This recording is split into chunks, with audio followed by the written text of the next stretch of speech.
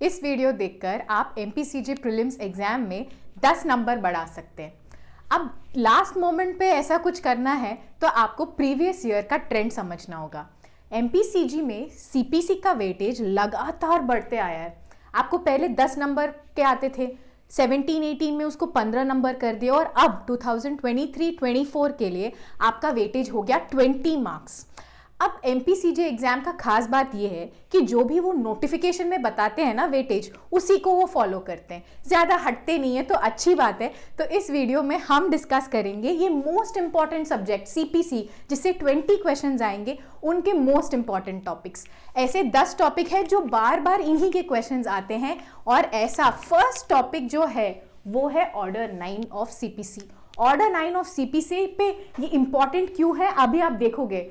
आप अगर आप कुछ और देखें या ना देखें, ये वाला देख के जरूर रट के जाना, क्योंकि आपके तो मिनिमम 2 क्वेश्चंस एग्जाम में आएंगे। ठीक है, तो देखिए थोड़ा प्रीवियस ईयर में उन्होंने कैसे क्वेश्चंस पूछे ये ऑर्डर 9 से। फर्स्ट क्वेश्चन देखिएगा, वो कह रहे हैं अगर आपका ऑर्डर 9 रूल 8, ठीक है, ऑर्डर 9 रूल 8 में ऐसा है और आपका सूट डिसमिस हो गया, तो क्या आप सेम कॉज ऑफ एक्शन पे फिर से नया सूट फाइल कर सकते हैं क्या? इनका क्वेश्चन ये है। तो ये आंसर करने के लिए आपको ये पता होना चाहिए, ये रट के जाना पड़ेगा, ये क्वेश्चन से आपको नहीं पता चलेगा कि ऑर्डर 9 रूल 8 में किस कारण की वजह से आपका सूट डिसमिस होता है। ऑर्डर 9 रूल 8 क्या बोलते हैं हम? Dismissal for non prosecution. मतलब आपने तो सूट फाइल कर लिया पर आप खुद कोर्ट नहीं गए, जो प्लेंटिफ हो आप खुद कोर्ट नहीं गए अपना मुकदमा लड़ने के लिए, तो आपका केस क्या होगा? सूट डिसमिस हो जाएगा। और ऐसे केसेस में जब नॉन प्रोसिक्यूशन की वजह से सूट डिसमिस हो जाती है तो आप नए वाले सूट नहीं फाइल कर सकते। सो प्रेक्लूडेड मतलब प्रिवेंटेड, ठीक है, तो you will be precluded, you will be prevented from bringing fresh suit. Option A आपका राइट आंसर हो गया, आप नए सूट नहीं फाइल कर सकते। ठीक है, ये आपको बेर एक्ट से ही मिल जाएगा, ये बहुत ज्यादा एप्लीकेशन बेस्ड नहीं होते हैं। ठीक है, चलिए नेक्स्ट क्वेश्चन देखते हैं। ये पूछ रहे हैं at the stage of evidence, मतलब एविडेंस पेश करने वाली स्टेज तक केस पहुंच गई है। ठीक है, अब उस स्टेज पे आके जो काउंसिल फॉर प्लेंटिफ है, मतलब जिन्होंने सूट फाइल किया, वो कह रहे हैं कि आप मेरे को एक एडजर्नमेंट दे दो। ठीक है, और वो वाली एडजर्नमेंट कोर्ट ने क्या किया? मना कर दिया कि हम एडजर्नमेंट नहीं देंगे। आप एडजर्नमेंट नहीं दिए, आप एविडेंस प्रिपेयर करके आपको आना था, आप आए नहीं, तो आपका केस को उन्होंने डिसमिस कर दिया। ये सारे डिसमिसल वाली चीजें ना आपको ऑर्डर 9 में ही मिलेंगी। हमेशा 2 से 3 क्वेश्चन आएंगे, तो इसलिए पढ़ के जाना है। ठीक है, तो अब ये कह रहे हैं आपका सूट तो डिसमिस हो गया, तो अब आप क्या कर सकते हो? क्या कर सकते हो? जो हमने पहले भी डिस्कस किया, आप नए सूट तो फाइल नहीं कर सकते क्योंकि आप बार हो गए। तो आप क्या करोगे? रेस्टोरेशन एप्लीकेशन फाइल करोगे, ऑप्शन सी, ऑर्डर 9 रूल 9। ठीक है, ऑर्डर 9 में रूल 8 में अगर आपका सूट डिसमिस हो जाता है तो आप फ्रेश सूट नहीं फाइल कर सकते, आपको फाइल करना होगा रेस्टोरेशन एप्लीकेशन। आपको नहीं पता तो अभी रट लीजिए, ये आने के बहुत चांसेस हैं एग्जाम में। ठीक है, चलिए एक और देखते हैं। ये पूछ रहे हैं आपका सूट है और सूट डिसमिस हो गया। डिसमिस हो गया मतलब आपको क्या आना चाहिए? ये तो ऑर्डर 9 रिलेटेड क्वेश्चन है। ऑर्डर 9 में वो पूछ रहे हैं अगर रूल 2 या रूल 3 में वो डिसमिस हो गया तो आप क्या क्या कर सकते हो। अब ऑर्डर 9 का रूल 2 और रूल 3 का डिसमिसल का आंसर आपको कहाँ मिलता है? रूल 4 में मिलता है, और आप ऑप्शन डी कुछ भी कर सकते हो। अगर आपके पास अभी भी लिमिटेशन एक्ट में टाइम बचा है तो आप फ्रेश सूट भी फाइल कर सकते हो। अगर आपको वो फ्रेश सूट वाला ऑप्शन नहीं लेना है तो आप रेस्टोरेशन एप्लीकेशन भी फाइल कर सकते हो। ठीक है, ये भी डायरेक्ट क्वेश्चन है। ये सब आंसर करने के लिए आपको ऑर्डर 9 पूरा रटा होना चाहिए, हर क्लॉज आपको रटा हुआ होना चाहिए। एमपीसीजी में हमेशा मैंने ऑलमोस्ट 15 इयर्स के पेपर्स देखे, हर साल ऑर्डर 9 पे डेफिनेटली कुछ ना कुछ एप्लीकेशन को लेके क्वेश्चन आता है। ठीक है, अब ये तो आप ना 4 स्टार मार्क लगा लो, 5 स्टार मार्क लगा लो, बहुत इंपॉर्टेंट क्वेश्चन है। यहाँ पे आंसर है ऑप्शन सी। क्यों? एक्स पार्टी डिक्री जब होता है application to set aside ex parte decree आपको इस प्रोविजन में फाइल करना पड़ता है। Order 9 rule 13। यही क्वेश्चन उन्होंने डिफरेंट वे में अनदर ईयर पूछा था। X parte decree can be set aside, answer तो सेम ही रहेगा, वो क्वेश्चन के वर्ड्स चेंज होंगे, वही मैं बता रही थी। ऑप्शंस चेंज करेंगे, क्वेश्चन का वर्डिंग चेंज करेंगे, पर ये जो प्रोविजन है, प्रोविजन तो चेंज तो नहीं होता है। फिर एक और क्वेश्चन है, ये पूछ रहे ऑर्डर 9 रूल 7 में जो आप एप्लीकेशन फाइल करते हो उसका लिमिटेशन क्या है, आपको कितने दिनों के अंदर ये वाला एप्लीकेशन फाइल करना है। अब ये आंसर पता करने के लिए आपको ये तो पता होना चाहिए कि रूल 7 में कौन सी एप्लीकेशन जाती है। अब ये होता है एक्स पार्टे एडजर्नमेंट का, मतलब आप डिफेंडेंट हो, ठीक है, आपको कोर्ट में जाना था, डिफेंडेंट कोर्ट में नहीं जाता है जिस दिन हियरिंग होती है। अब कोर्ट ने क्या किया, एडजर्न कर दिया मैटर को। अब डिफेंडेंट के पास नेक्स्ट डेट ऑफ हियरिंग तक टाइम होता है ये एक्सप्लेन करने के लिए कि मैं पहले वाले हियरिंग में क्यों नहीं गया था। अब उसके लिए लिमिटेशन 30, 60 या ऐसा कुछ नहीं होता है, आपको कहीं जो भी टाइम दिया हो नेक्स्ट हियरिंग डेट से पहले, उसके बीच में आपको जाके ये एप्लीकेशन फाइल करना है कोर्ट में और एक्सप्लेन करना है कि एज ए डिफेंडेंट के तौर पर मैं वो हियरिंग, लास्ट हियरिंग में क्यों नहीं अटेंड किया। तो यहाँ पे आंसर है ऑप्शन डी, ठीक है। चलिए ऐसे ही फटाफट हम पूरा सीपीसी रिवाइज कर लेते हैं। अब नेक्स्ट टॉपिक है मोस्ट इंपॉर्टेंट टॉपिक, एग्जीक्यूशन। आपको अभी तक कुछ भी समझ में नहीं आए हो, डाउट्स हो, कमेंट्स में जाके तुरंत पूछ लीजिए। अब ऑर्डर 9 जितना इंपॉर्टेंट था रटना, ऑर्डर 21 एग्जीक्यूशन के रिलेटेड भी उतना ही इंपॉर्टेंट है रटने के लिए। तो इसमें देखते हैं किस टाइप के क्वेश्चंस आते हैं। अब एग्जीक्यूशन के प्रोविजंस आपको कुछ सेक्शंस में भी मिलेंगे। ये फर्स्ट क्वेश्चन वो सेक्शन रिलेटेड है। ये पूछ रहे हैं सेक्शन 37 में जो भी आपके पास एक डिक्री है, ठीक है, मेरे पास एक ऑर्डर है, अब मैं इसको जाके एग्जीक्यूट करना चाहती हूँ, तो कौन सा कोर्ट में जाके मैं एग्जीक्यूट करूंगी, उसको हम क्या बोलते हैं, कोर्ट ऑफ फर्स्ट इंस्टेंस। अब कोर्ट ऑफ फर्स्ट इंस्टेंस तो वो तो होता ही है जिसने भी कोर्ट वो डिक्री पास किया, तो ऑप्शन ए तो सही है, ठीक है। अब बात आती है जब अपील होता है, ठीक है, अब अपीलेट कोर्ट में, मतलब आपको फेवरेबल ऑर्डर मिला है अपील में जाके, तो आपका कोर्ट ऑफ फर्स्ट इंस्टेंस क्या हो जाता है, वही ओरिजिनल वाला कोर्ट जिसने पहला ऑर्डर पास किया वही होता है एग्जीक्यूटिंग कोर्ट, ठीक है, वो ऑप्शन 2। तो इसमें से आपको ढूंढना है ट्रू, तो ऑप्शन ए सही है, because statement 1 statement 2 both are correct. तो इसमें हम कौन सा टॉपिक डिस्कस कर रहे हैं, इसमें ये डिस्कस कर रहे हैं कि कोर्ट ऑफ फर्स्ट इंस्टेंस, जहां पे आपको अपना एग्जीक्यूशन एप्लीकेशन फाइल करना होता है, वो हो गया आपका कोर्ट ऑफ फर्स्ट इंस्टेंस। ये फर्स्ट वाला तो सबको पता है, ये सेकंड स्टेटमेंट जब अपील में होता है वहां पे थोड़ा डाउट हो जाता है, तो फटाफट एक बार आप क्लैरिफाई कर लीजिए अभी, ठीक है। अब आ गया, ये तो उनका फेवरेट क्वेश्चन है, मैं तो कहती हूँ ऐसे क्वेश्चंस मैंने एमपीसीजे प्रीलिम्स में बहुत देखे हैं। जब आप वुमेन को नहीं अरेस्ट कर सकते या फिर मेंबर्स ऑफ पार्लियामेंट को आप अरेस्ट नहीं कर सकते, ये कौन से प्रोविजंस है वो हमेशा पूछते हैं। तो यहाँ पे पूछ रहे कि आप कोई भी मनी डिक्री के लिए विमेन को आप सिविल प्रिजन में अरेस्ट नहीं कर सकते, ये कहाँ लिखा है, ये आपका ऑप्शन बी, ये डायरेक्ट फ्रॉम बेयर एक्ट है, ऑप्शन बी आपका करेक्ट आंसर है, सेक्शन 56 डायरेक्ट आंसर, ओके। फिर ये भी बहुत, ये ना सिर्फ एमपीसीजे, आप कोई भी प्रीलिम्स लिखो ना, जुडिशरी के कोई भी स्टेट के, ये क्वेश्चन मैंने हर पेपर में देखा है। ये पूछते हैं कि अगर आपके पास एक ऐसा डिक्री है जो जिसमें से गवर्नमेंट को पैसे जाने हैं, पर वो जो प्रॉपर्टी है ना वो पार्टीशन नहीं हुआ है, अनडिवाइडेड प्रॉपर्टी है, ठीक है, उसका प्रॉपर्टी का पार्टीशन नहीं हुआ है। अब अनडिवाइडेड प्रॉपर्टी में से कुछ पैसे जाने हैं गवर्नमेंट को, तो उस केसेस में जिम्मेदारी किसको दी जाती है, ऑप्शन है ए कलेक्टर, ठीक है। आपको बस इतना ही रखना है, ये भी डायरेक्ट बेयर एक्ट से ही है, ज़्यादा मुश्किल क्वेश्चंस नहीं पूछते। आपको ये पूरे एक्सरसाइज में ये भी ध्यान रखना है कि ये सब काफ़ी डायरेक्ट क्वेश्चंस हैं। तो अगर आप सीपीसी का इन टॉपिक्स का, मैं सारे टॉपिक्स में नहीं बोल रही हूँ, ये टॉपिक्स का बेयर एक्ट भी आप अच्छे से करके जाओगे तो आपके तो 10 नंबर पक्का हो जाएगा, ठीक है। ये तो पता है, ये तो आएंगे ही आएंगे। फिर ये पूछ रहे हैं नॉट करेक्ट, ठीक है, नॉट करेक्ट, करेक्ट, ये ध्यान रखना है। नॉट करेक्ट मतलब इनमें से हमें फॉल्स वाला स्टेटमेंट यहाँ पे पिक करना है, ठीक है, तो ये किस रिलेशन में पूछ रहे हैं? Order 29 rule 90। यहाँ तक तो मैम हमने तो पढ़ा ही नहीं है, ऑर्डर 21 को ऊपर ऊपर से पढ़ा, रूल 90 तक कौन पढ़े? ये स्टार मार्क लगा लो, बहुत ही इंपॉर्टेंट है। ये कहते हैं ऑर्डर 21 रूल 90 में कि अगर आपने कुछ सेल कर दिया इन एग्जीक्यूशन प्रोसीडिंग्स, ठीक है, आपको बाद में जाके पता चला कि जो प्रॉपर्टी आपकी एग्जीक्यूशन प्रोसीडिंग्स में सेल हो गई उसमें कुछ फ्रॉड था, तो आप क्या करोगे? उसको सेट असाइड, उसको रद्द करने के लिए, वो सेल को रद्द करने के लिए आप एप्लीकेशन डालोगे।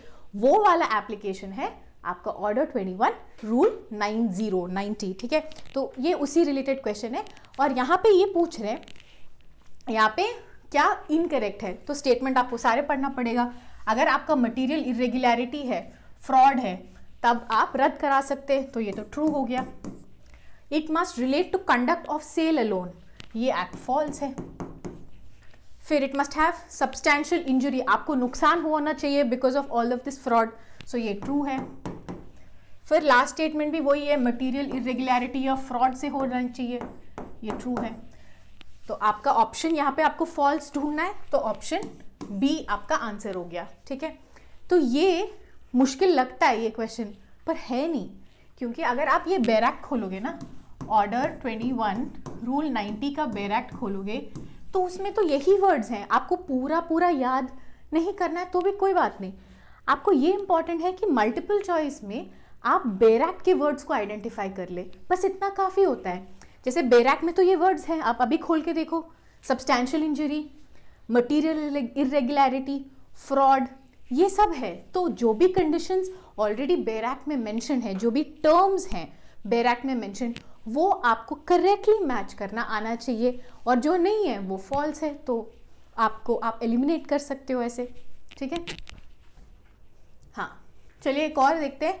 ये पूछ रहे हैं ऑर्डर 21 रूल 37, ठीक है, ये भी इंपॉर्टेंट है। देखिए जो भी रूल्स ऑर्डर 21 के हैं जो प्रीवियस ईयर के क्वेश्चन पेपर्स में हैं, वो तो आप एग्जाम से पहले एक बार नहीं 2 बार रिवाइज करके जाओ, क्योंकि यही है, वही रूल्स हैं ऑर्डर 21 के जो मोस्ट इंपॉर्टेंट है। ऑर्डर 21 डेफिनेटली बड़ा है, तो लास्ट मोमेंट पे पूरा कमेंट्री उठा के ऑर्डर 21 नहीं पढ़ना है, ठीक है। अब ये क्वेश्चन में ये पूछ रहे हैं कि कोई भी पर्सन को अब सिविल प्रोसीडिंग्स में उनको अरेस्ट करने से पहले आप क्या क्या कर सकते हो? अरेस्ट करने से पहले आप शो कॉज नोटिस दे सकते हो, ये बोलते हुए कि आ जाओ, एग्जीक्यूट कर लो, पेमेंट मतलब ख़त्म करो, ये वो। आप ये भी कर सकते हो कि उनको वारंट ऑफ अरेस्ट भी दे सकते हो, अगर आपको पता होता है या आपको कोई भी एफिडेविट पे ये प्रूफ कर देते हैं कि वो बंदा एब्सकॉन्ड होने वाला है। तो ये आंसर ऑप्शन डी आपका करेक्ट है, बिकॉज ऑप्शन ए करेक्ट है और ऑप्शन बी भी करेक्ट है, ठीक है। ओके, चलो ये एक इलस्ट्रेशन बेस्ड क्वेश्चन है। नेक्स्ट क्वेश्चन, ऐसे क्वेश्चंस आते हैं। अब ये थोड़े मुश्किल क्वेश्चंस लगते हैं, क्योंकि ये लगते हैं कि ये केस लॉ बेस्ड है या केस स्टडी बेस्ड है, पर ये एक्चुअली आपका बेयर एक्ट का ही इलस्ट्रेशन है। तो ये पूछ रहे हैं, ये भी काफ़ी कॉमन क्वेश्चन था। ये पूछ रहे हैं, मान लीजिए A B C D E ऐसे 5 लोग हैं। अब ये सब 5 लोग मिलकर मुझे कैसे पता चला? Jointly and severally liable. तो ये सब लोग मिलकर F को 1000 रुपये देने हैं एज पर कोर्ट ऑर्डर, ठीक है। पर A obtains a डिग्री, पर A के पास ऐसा एक डिग्री है जहां पर F A को पैसे देना है 1000 रुपीज, सेम अमाउंट। तो क्वेश्चन ये है, कैन F, ये जो F है, क्या इस ऑर्डर को, ये जॉइंट ऑर्डर को क्रॉस डिक्री मान सकता है? आंसर है यस, ऑप्शन ए। F में treat his joint decree as cross decree. ऐसे यहाँ पे ये सेट ऑफ हो सकता है, बस यही पूछ रहे हैं। यहाँ पे लोग इन्वॉल्व ज़्यादा हैं, यहाँ पे एक ही है, पर जो ऑप्शन है वो F के पास ऑप्शन होता है कि वो इसको सेट ऑफ करना चाहता है कि नहीं। तो ऑप्शन आपका ए करेक्ट आंसर है, ओके। चलिए एक और देखते हैं। अरे ये तो देखने ही बड़ा लग रहा है, इसमें भी आपको फॉल्स वाला ही स्टेटमेंट ढूंढना है। अब ये कह रहे हैं, no women can be arrested और डिटेन। ये तो हमने देखा ना क्वेश्चन इसी पॉइंट पे पहला जो क्वेश्चन प्रीवियस ईयर का क्वेश्चन था वो था जहाँ पे सेक्शन नंबर मांगा है। यहाँ पे सेक्शन नंबर वाली क्वेश्चन नहीं है, पर सेम प्रिंसिपल को लेके वो पूछ रहे हैं ट्रू और फॉल्स। ठीक है, no women can be arrested और detained in civil prison in execution of a decree except for execution of a decree for payment of money. पर ये तो गलत है, बिकॉज जो भी हमने स्टैट्यूटरी प्रोविजन देखा ये उसका ऑपोजिट है। कोई भी औरत को आप सिविल प्रिजन में अरेस्ट नहीं कर सकते फॉर पेमेंट ऑफ मनी। तो ये तो आपको पता चल गया, option A itself is the wrong option. ठीक है, आपको फॉल्स वाला ढूंढना है, तो यहां पे आपका आंसर हो गया ऑप्शन ए।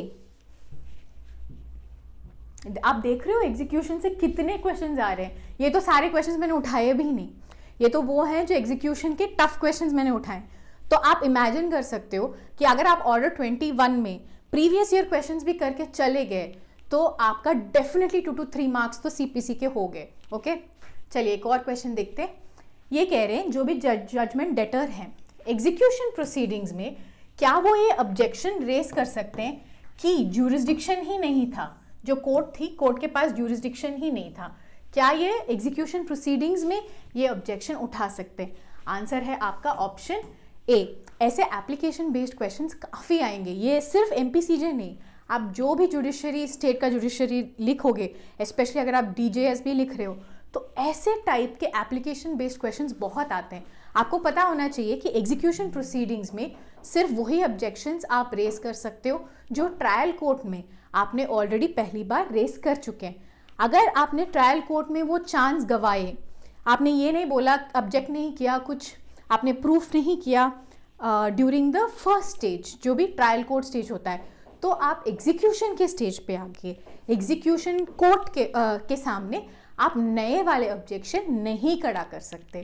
ठीक है, तो ऑप्शन यहाँ पे ऑप्शन ए आपका राइट ऑप्शन है। फिर हाँ, तो जो भी गवर्नमेंट रिलेटेड चीज़ें होती है ना, आप ये ना बस याद रख लो कि आप जब भी बेयर एक्ट पढ़ रहे हो और आपको कुछ ऐसे प्रोविजंस दिखते हैं जो जिसमें गवर्नमेंट को पैसे देने हैं या गवर्नमेंट से पैसे लेने हैं, ऐसे सारे प्रोविजंस जुडिशरी एग्जाम्स के लिए बहुत ही इंपॉर्टेंट है। तो यहाँ पे एक पूछ रहे हैं, आपके पास एक डिक्री है जिसके अंडर आपको गवर्नमेंट से पैसे आने हैं। अब आपको वो वाला डिक्री को एग्जीक्यूट करने से पहले थोड़ा कूलिंग ऑफ पीरियड होता है, वेटिंग पीरियड होता है, वो है आपका 3 months, ऑप्शन सी।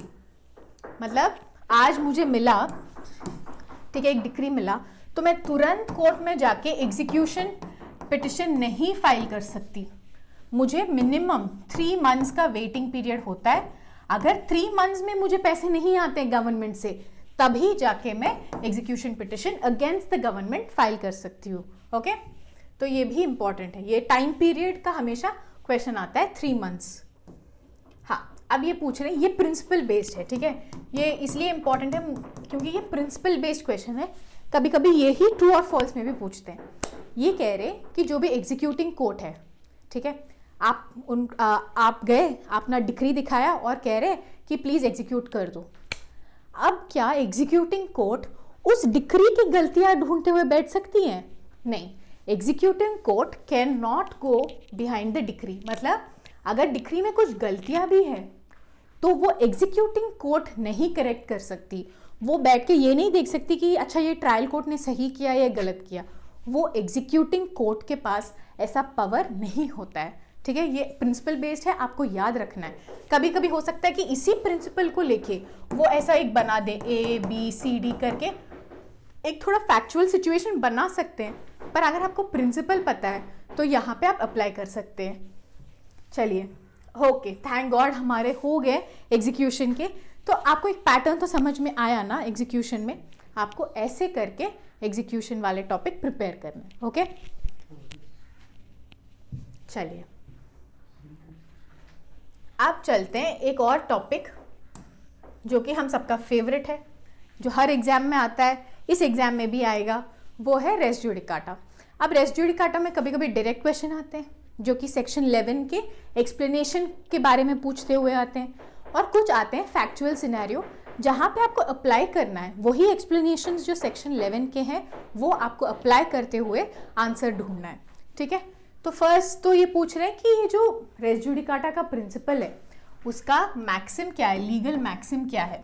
ये आपने रट लिया होगा अब तक, नहीं रटा तो ये रट लीजिए, ये ऑप्शन 1 ये रहा, इंटरेस्ट रिपब्लिके सिट फिनिस लिटिम। इसका मतलब क्या है, ये कह रहे कि जो भी कंट्री होती है उसमें ये ज़रूरत है कि लिटिगेशन पे एक लिमिट हो, क्योंकि कोई भी सोसाइटी को फंक्शन करने के लिए वहाँ पे एक सर्टेनिटी होनी चाहिए जुडिशियल सिस्टम में। उस सर्टेनिटी को बरकरार रखने के लिए ये रेस जुडिकाटा का प्रिंसिपल है, ठीक है। तो इसलिए ऑप्शन ए आपका सही ऑप्शन है। हाँ, ये ही मैं कह रही थी, इतना बड़ा बड़ा लिखते हैं क्योंकि ये एप्लीकेशन बेस्ड होता है, पर मुश्किल नहीं होता है, पता है। अब ये कह रहे हैं, देखिए एक सूट है ए वर्सेस बी जो फाइल हुआ था इस डेट को 6 जनवरी 2020। अब सेम ग्राउंड्स पर A versus B, same grounds पे ए वर्सेस बी का एक और सूट फाइल हुआ, वो हुआ था 18 फरवरी 2020, ठीक है, इतना तक समझ गए। अब जो सेकंड वाली सूट थी जो फरवरी 2020 को फाइल हुआ, वो पहले डिसाइड हो गया। जनवरी सूट से पहले फरवरी का सूट डिसाइड हो गया।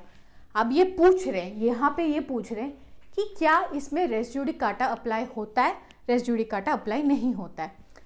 ये आपका प्रिंसिपल जो है वो आपका काफ़ी सिंपल है। सेक्शन 11 खोलना, एक्सप्लेनेशन 1 खोलना, इसी में आपको मिल जाएगा। इसमें लिखा होता है रेस जुडिकाटा अप्लाई करने के लिए आपको date of filing of the suit नहीं देखना है, आपको क्या देखना है, date of decision in the suit. जो भी सूट है जो पहले डिसाइड हुआ है उसको आप फाइनल मानते हो और उसके हिसाब से पेंडिंग सूट पे रेस जुडिकाटा अप्लाई करते हो, ठीक है।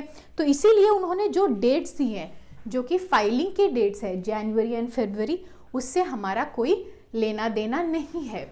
हमें तो ये देखना है कि क्या डिसाइड हुआ है। तो examine the validity of the statement, suit filed on 6 January is valid and res judicata will apply on the suit filed in February as it was filed later। ये गलत है क्योंकि हमें date of filing as it was filed later इससे कोई लेना देना है ही नहीं। तो आपका आंसर है option B, statement is false. Okay,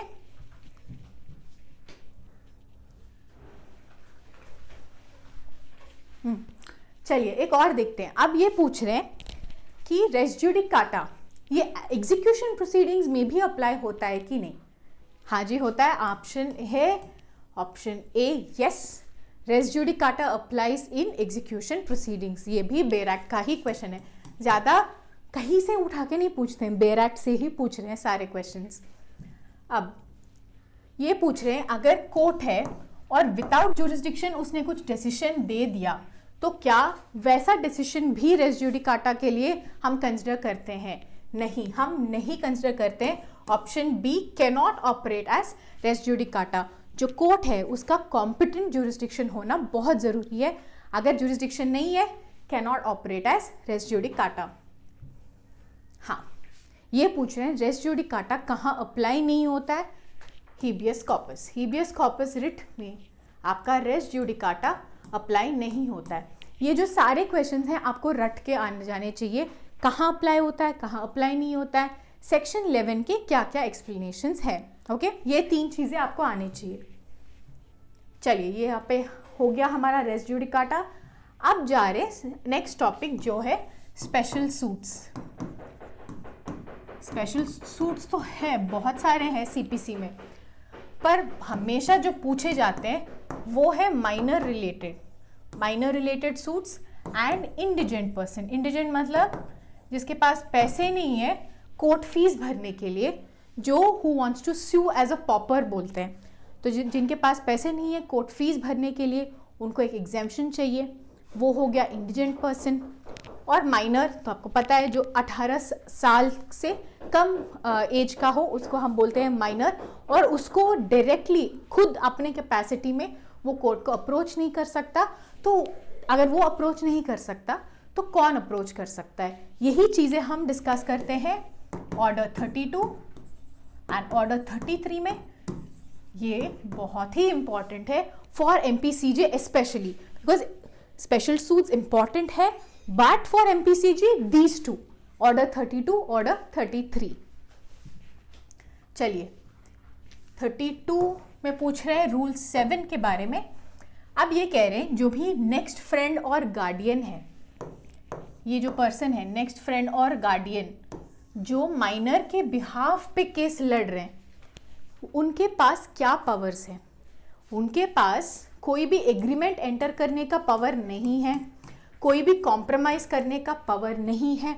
आपको अगर ये सब करना है तो आपको leave of the court, leave मतलब परमिशन ऑफ द कोर्ट लेना ही पड़ेगा। ठीक है, फॉलोइंग। तो इसमें क्या पूछ रहे हैं? नेक्स्ट फ्रेंड और गार्डियन के पास पावर्स नहीं होते हैं या फिर एग्रीमेंट बनाने की या कॉम्प्रोमाइज करने की सूट को। ये सब अगर वो करना चाहते हैं तो उनको परमिशन लेना पड़ेगा कोर्ट से। ये काफ़ी सिंपल प्रिंसिपल बेस्ड है, ये वैसे ये रूल में भी साफ साफ लिखा हुआ है। चलिए नेक्स्ट। ये काफ़ी इंटरेस्टिंग क्वेश्चन है। ये पूछ रहे हैं गार्डियन एट लाइटम। ठीक है, गार्डियन एट लाइटम कहाँ पे अप्लाई होता है? Instead of asking it directly नहीं पूछ रहे, उल्टा करके पूछ रहे कि गार्डियन एट लाइटम को मैं कहाँ अप्लाई कर सकती हूँ, मतलब कहाँ पे मैं अपॉइंट कर सकती हूँ। ये अपॉइंट होता है जब भी सूट होता है माइनर पर्सन का। तो ऑप्शन है option D, suit by a minor person. इस रिलेशन में आप एक गार्डियन एट लाइटम को अपॉइंट कर सकते हैं।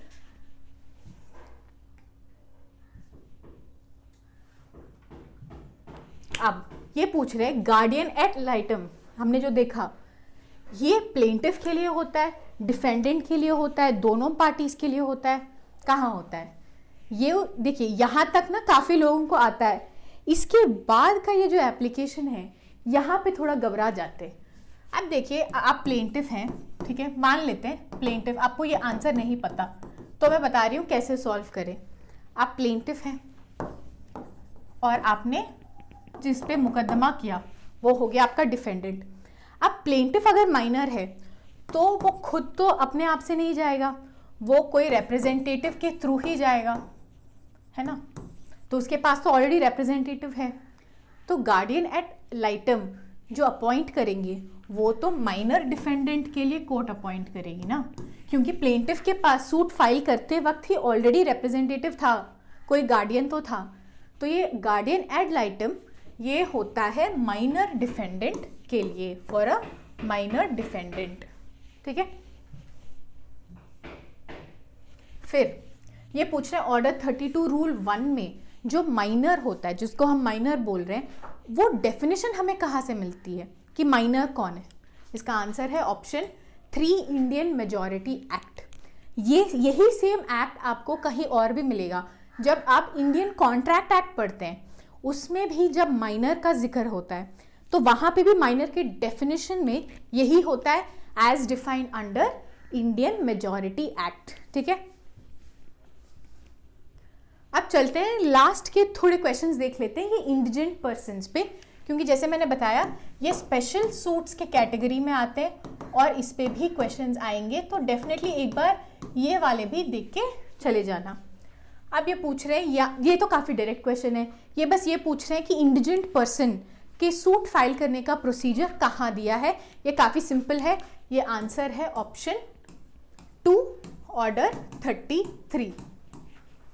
ओके, अब लास्ट क्वेश्चन ये पूछ रहे हैं in connection with a suit by an indigent person, suit is deemed to be filed on which date.